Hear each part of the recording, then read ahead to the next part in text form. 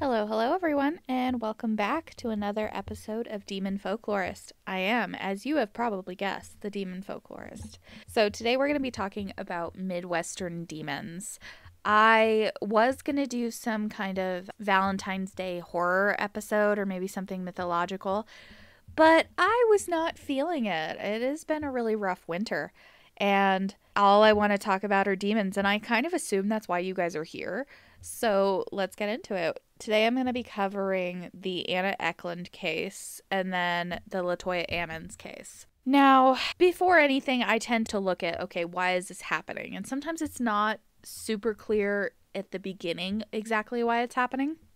Sometimes by the end, it's not clear why it's happening because demons have to have really specific steps in place to be able to even come into our world. You know, like they don't exist here. If they existed here, we'd see them all the time, right?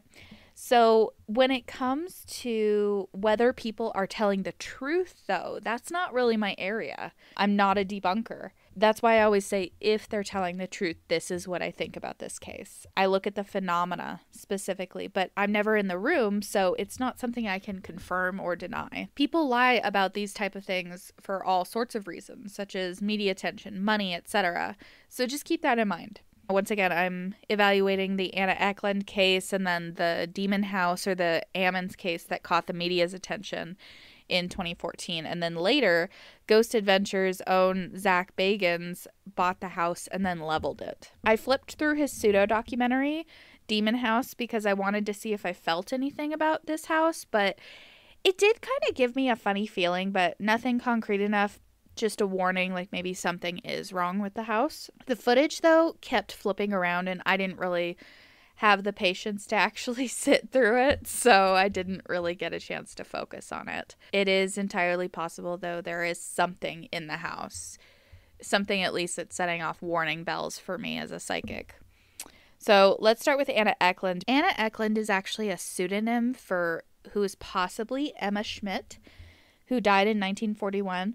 We don't really know who she is. Genealogical record tells us there's like two people it could possibly be, especially because her father's name is said to be Jacob throughout this narrative, but that wasn't actually his name. So it's all a little bit murky, especially with how old this case is, and then the fact that probably decent records weren't really kept of it. So there are some things that we just kind of have to guess at. But for these purposes, since we don't really know who she is, I'm going to keep calling her Anna. Anna's exorcism was in Erling, Iowa, and it lasted several months in 1928. She first began to show signs of possession at age 14, starting with hatred of religious objects, disturbing thoughts, and she was unable to enter churches and began to take part in or possibly just had thoughts of unspeakable sexual acts. The reports on this are really conflicting, which could mean anything as far as like what these unspeakable sexual acts were during this time period, right? We don't know exactly what they were because nobody deigned to say what she was talking about, right? Witches were pretty much blamed for anything right around this time. The same thing happened with the Roland Doe case. It was also an aunt who had supposedly either opened him up to occult influences, but in this case, it was blamed on her father, who's said to be Jacob, and her aunt Mina, who supposedly placed spells on the food that she made, which if she did curse Anna, that's some serious black magic, not just like kitchen or herbal magic, my dudes. It's a whole different thing if she was doing that. Mina was also sleeping with Anna's father. It's hard to prove there even was an Aunt Mina, but the dad was a known womanizer and alcoholic who was severely opposed to the church, but there isn't a ton of information on her, so I'm just trying to work with what I have. The first exorcism was in 1912. Supposedly her father cursed her during this in-between time, and the next exorcism is in 1928. And repossessions are said to be much more powerful, 7 times more powerful, according to Matthew 12:43 to 45. So, like, I don't know how true that is. The Bible is one of those sources that's just kind of like, is this about now or is it about the time period? It's hard to say sometimes with demonology. Also, there's a lot of things I feel like in the Catholic Church that I've noticed, especially in this case, where they went off of this one person's like psychic visions to tell them about demons and demonology in general. And I'm just kind of like, but how do you know? Anyway, these are the random thoughts of a demonic folklorist. Anyway, we have more info about what happened in this 1928 exorcism. She would freak out over food that had been sprinkled with holy water. She'd hiss like a cat. There was an instance where she levitated and hung from the wall above the door frame, and she was unconscious, but voices would issue from her, but her mouth never moved. She would howl, and people would horrific fear while hearing these animal noises. She was pretty violent during this time. There were a few different sessions of this particular exorcism that went on in that one year. Eklund's body really deteriorated during the exorcisms because she refused food, and she would vomit disgusting debris like tobacco leaves for whatever reason. Her head, lips, and face swelled up, so they were speaking these languages perfectly and even correcting people in the room. Her abdomen and extremities became as hard as stone. She was twisting and raving, seemingly tortured whenever blessings were done or approached with anything religious. And this is all phenomena that's reported in other cases. Eklund believed that she was possessed by Judas Iscariot. Yes, that Judas. But he was human, so that doesn't make a ton of sense to me unless he became a Dybbuk, which is, a human spirit from Jewish folklore that's barred from heaven and hell and forced to wander that actually can possess people, which, we don't know, like, what happened to Judas, but that kind of makes sense that, like, he's just wandering around possessing people. She also thought that she was possessed by her father and Mina, which, again, people do not just have the ability to possess other people. I think that comes with, like, that special barring of your soul from heaven and hell, because otherwise it would happen more, wouldn't it? Like, you would have human spirits all over the place possessing other people. I just don't think it's something you can just do as a human spirit. But yeah, maybe they are Dibukim. Maybe this is their punishment for the ways that they sinned. Supposedly Aunt Mina's was that she was sleeping with Jacob while Anna's mother was still alive. And then her father's sin is that he was trying to make sexual advances towards his own daughter. And it's like, yeah, that could call a demon. Let's be honest. That kind of turning your back on your own humanity could definitely call something for sure. I don't know how people become Dibukim or like what the transgressions kind of have to be for them to be punished like that. But to me, a Dibukim is the worst thing that could possibly happen to you after you die, because you are not allowed to move on. You are forced to stay here, be this awful thing. So that's me, though. Just sounds terrible. There was this high falsetto voice that was interpreted to be her aunt possessing her, which it makes me wonder, though, like, where did these people go to demonology school? Because it's like, we don't know that those two spirits that claimed to be her aunt and her father were actually her aunt and her father. You can't, like, really listen to what these things are saying. Demons lie. It's like a big thing in demonology. Everyone knows that. So why are you taking them at their word? Weird. Anyway, there isn't a ton of, I feel like, reliable sources on this subject. It's one of those cases, and this was pre-Roland Doe. It has a lot of folklore. It has a lot of things that were really not recorded. We don't even know who this girl was. Like, and I'm not a historian. I'm not about to go dig into her past and try to figure out which girl this was and whether she was living in Wisconsin or somewhere else before she was taken to Erling, Iowa. It's just, that's not, unfortunately, what interests me. But there's just so much going on with this case that makes me go, that doesn't sound right. Do I think this was a demon? I actually do. Just based on the way it was reacting to religious objects and freaking out over it. Phenomena in this case was definitely things that have happened in other cases.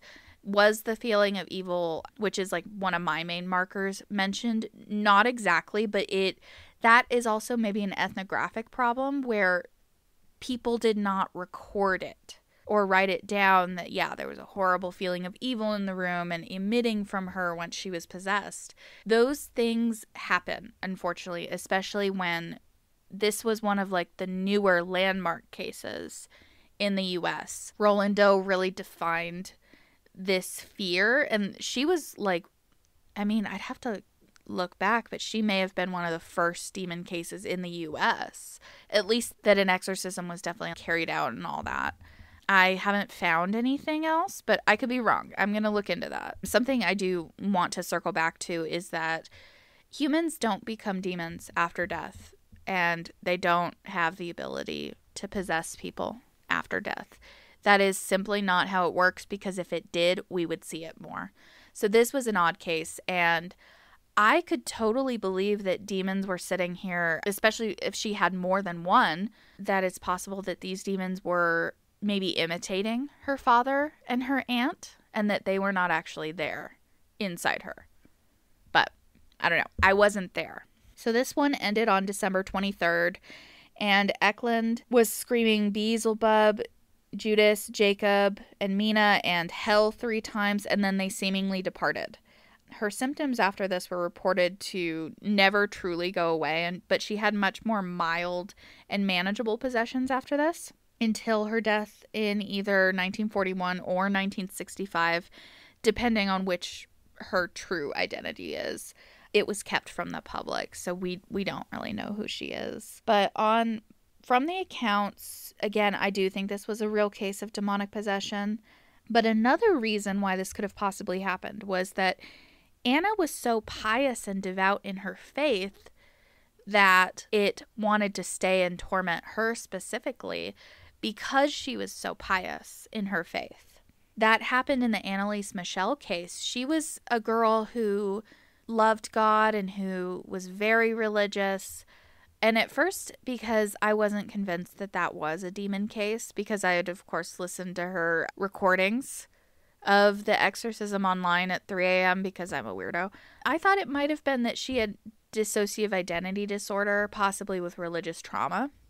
And that's what really kind of like pulled me into that case. But I think that her piety had something to do with it. She may have even come across something very randomly, and I don't believe that that case was a demon. Her case just simply did not have enough of the intensity to make me believe that that's what it was, that that was a demon. So when it came to this case, it did have that intensity. It did have those markers, even from the few accounts that we actually do have of this case. When it comes to jinn, for instance, they don't seem to follow the same rules as demons. They don't have all of the same strictures on them when it comes to how does a jinn enter one's life. Seemingly, a jinn can enter your life for possibly any reason. Like, I haven't found any commonalities yet. Something that has been talked about is if you're mentally or physically unwell. That's one way that they get in. Again, I'm not convinced that Annalise Michelle's was demonic. I think it was a jinn. But I do think she was targeted because of her piety. My guess is that when they couldn't find a foothold, demons possibly recruit jinn who don't have to play by the same rules to get into someone's life and to start tormenting them. But that's just a theory. Something like that happened in my own possession, where they couldn't find a foothold, and I do think demons were involved. I can't prove that, but I do think that possibly jinn and demons were working together. So the Anna Eklund case, I do think that was a demon or demons, because it was probably more than one. Now, with the Ammons case, the whole demon house thing, something I want to bring up is marginalization theory of the paranormal, which holds that a place like this Indiana house, it was in Gary, Indiana, could potentially be a soup of supernatural activity because of how old and possibly decrepit it was. Now, I wouldn't know how well it was being maintained or how many tenants have moved in and out, but such buildings do have a higher instance of supernatural activity. This isn't guaranteed just because somewhere is old or falling down. It's just a theory as to why the supernatural seems to usually be in these places. That maybe because of how marginalized this place is, that's why they're drawn to it. But our story starts in November of 2011. LaToya Ammons moves into a house in Gary, Indiana with her mother and her 3 children. There isn't a very clear reason at first why this is happening, if it's indeed happening at all. There isn't a clear answer. There could be some kind of ritual gone wrong if the evidence, I use that term loosely, in the basement is to be believed that maybe opened a door. The landlord never had issues before or after in this house, so it could simply be that this family in particular is being infested. This case also changes with who tells the story, so it's hard to get an accurate account of what happened. Some psychic or another said that there were 200 demons living in the house, and I'm like, okay, I deeply doubt that, but otherwise things would have been much worse in a shorter amount of time. These people would probably be dead if there were that many demons just hanging out. That's not, like, if you really think about the way that even just one demon can affect a person and their body, yeah, they'd be dead if it was 200. So 200 my ass. One of the first things that happened is that black flies swarmed in. A demonologist actually evaluated this case and dismissed the phenomena as being the stuff of Amityville hoax, but this has notably happened in another case, the Perrin case of the Conjuring House fame, and they had the same thing happen over and over again in the dead of winter when flies aren't even like a thing, and they continually returned, and it seemed like they were coming back from the dead. There were 2 bucketfuls of sand materialized randomly on the basement floor. They also frequently heard a dog growling that wasn't there and knocking on the front door.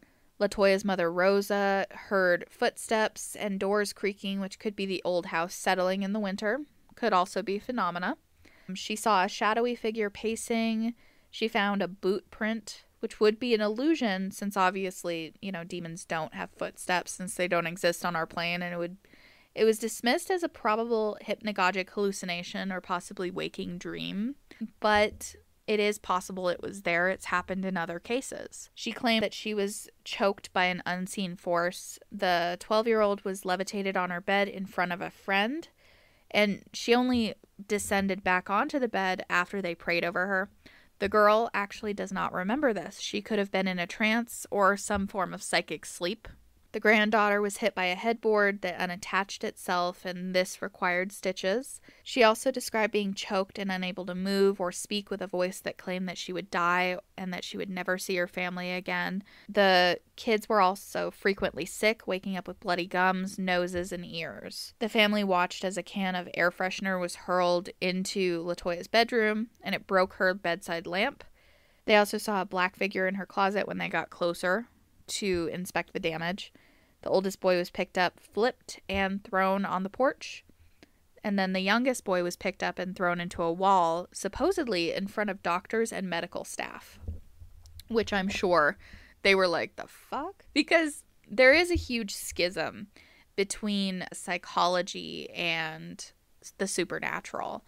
What's funny about that, though, is that privately, mental health professionals can believe what they want, but they're not allowed to espouse those beliefs in their professional setting.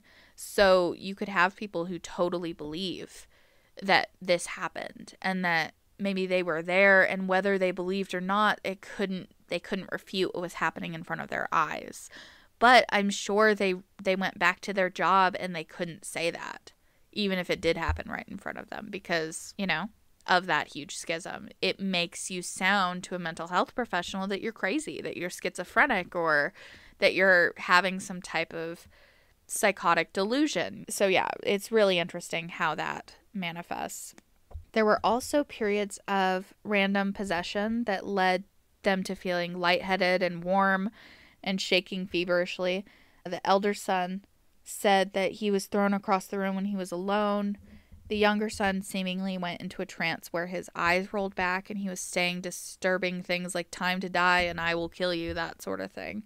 A physician was contacted who came to the house, and he deemed their behavior very delusional and that the children were all admitted to the hospital. The older boy was fine while the younger one thrashed violently and yelled the whole time. In 2012, DCS was contacted. And, again, they supposedly witnessed the younger boy gliding up the wall backwards, bulging eyes and deepening voices. There was an oil-like substance materialized on the basement wall that had no discernible origin. There was a photo that circulated of a figure in the window of this house, but it could just be our minds believing that a figure is there. I am not a debunker of any kind, and I definitely can't tell a photo as being fake or not. I can't comment specifically on that. This is just something that kind of probably added fuel to the fire, that of course there's something in the house, we can see it with our own eyes, type of thing.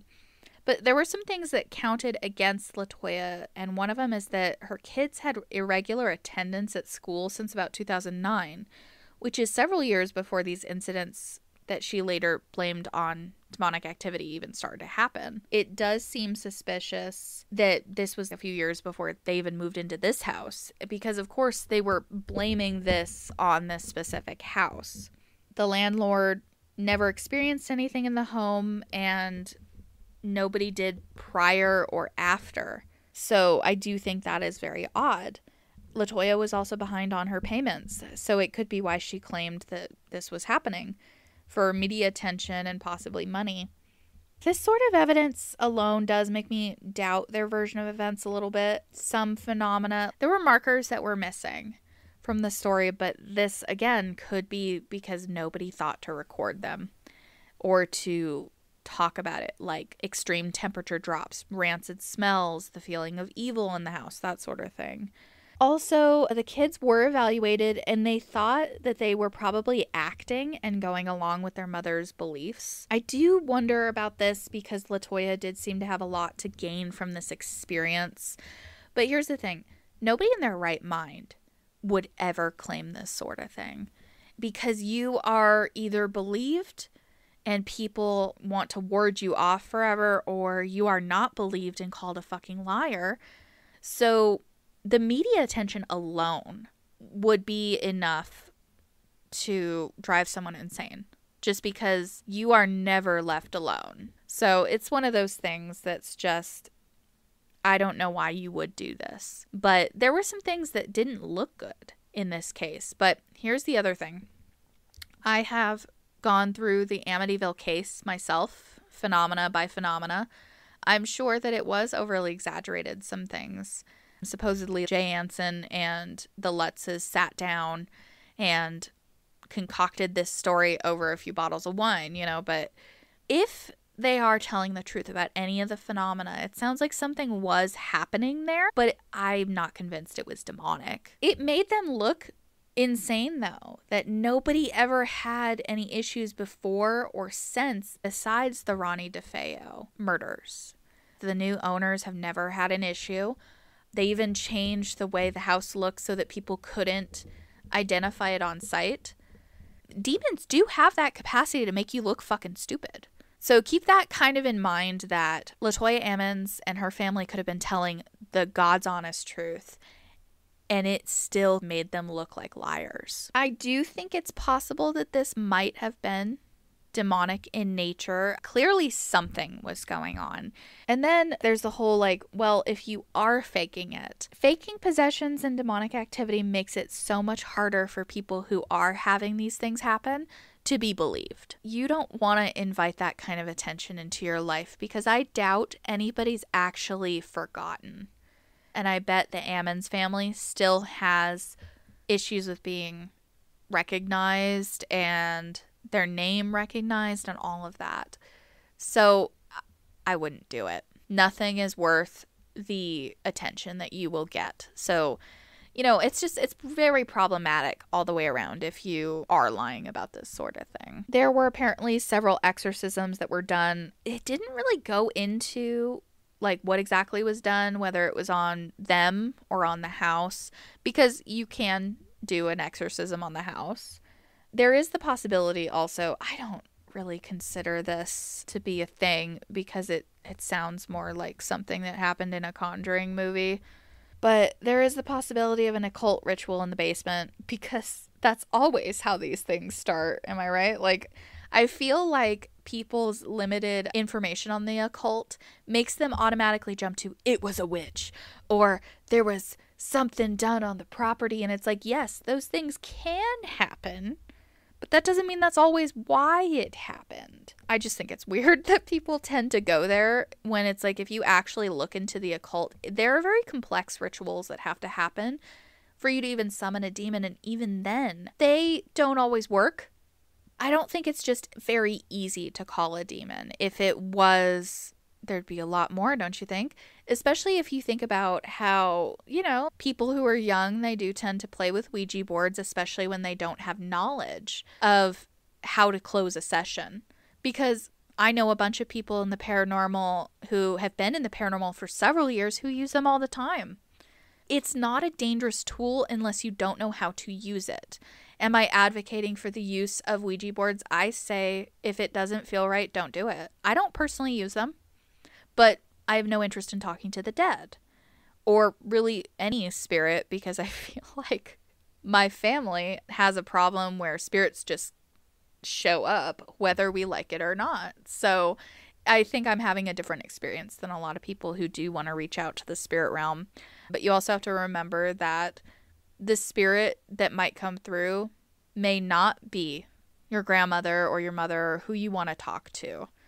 That spirits have been said to lie about things. Not always. But like if I was a spirit and somebody was stupid enough to call me up via Ouija board, I would absolutely fuck with them.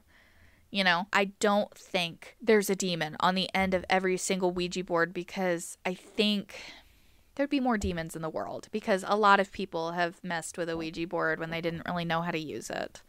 There just would be more. And we don't really see that. Demons are actually incredibly rare.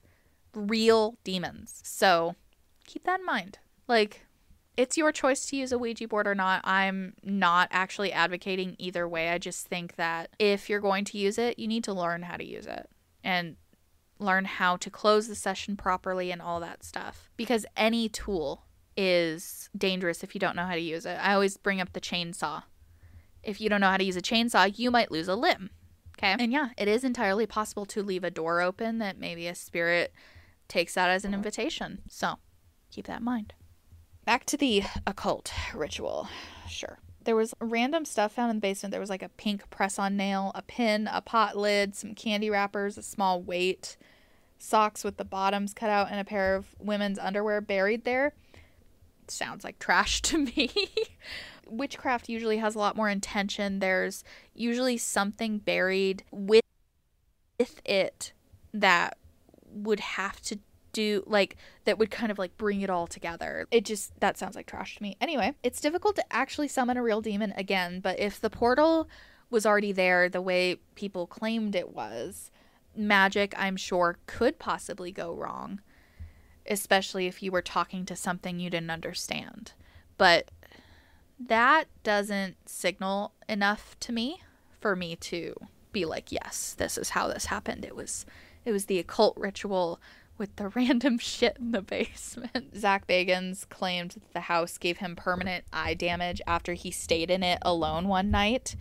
What I want to say to that is, after having worked in an optometrist's office, after a certain age, which is about 40, is when eyesight naturally wanes in both men and women. The way this case is reported, whatever was in that house frightened him. It was a lot more powerful than maybe anything he had ever witnessed, and it just kind of made me think, like, has he ever met a demon? And it's like, what if he has and that was the first time? That'd be hilarious. Anyway, the phenomena denotes that this was probably a demon if the Ammons were telling the truth, but it isn't as if certain paranormal entertainers have ever been taken in by a story that was absolutely faked and totally not true because the guy actually admitted it. The big box. Oh, sorry. Excuse me.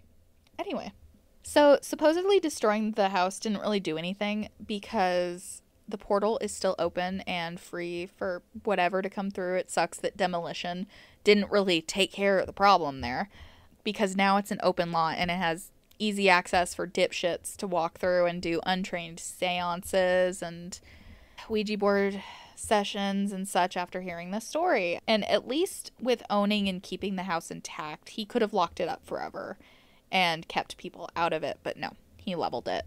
I think in this instance that was probably not the best idea, but I don't know. I don't know what went into that decision. I do not know him personally. And then the phenomena for this one is there, but again, it depends heavily on whether the people in question are telling the truth, since government agencies are not going to come out and say that they actually saw this, even if they did. It would make them look insane. Some things to keep in mind. I didn't really explain a ton in this one. Sorry, y'all. I just figured that if you're listening at this point, you probably have listened to me rant about demons before. But if you are kind of lost and you're like, what is she talking about? Go back in my other demon cases and you'll, I think, get a better picture. But yeah, I hope you guys have a demon-free day. We'll see you next time. We will see. I really don't know what I'm going to do for March because this has been a really rough winter. I've been a little depressed. It's real. We're all kind of feeling it. And I may just do more demon stuff because it's my true passion. I love folklore and horror, but I guess what's truly keeping me alive is demonology. So we'll see what I do for the next episode. I may do some more cases, or I don't know. We're going to see this time. Okay. See you guys later.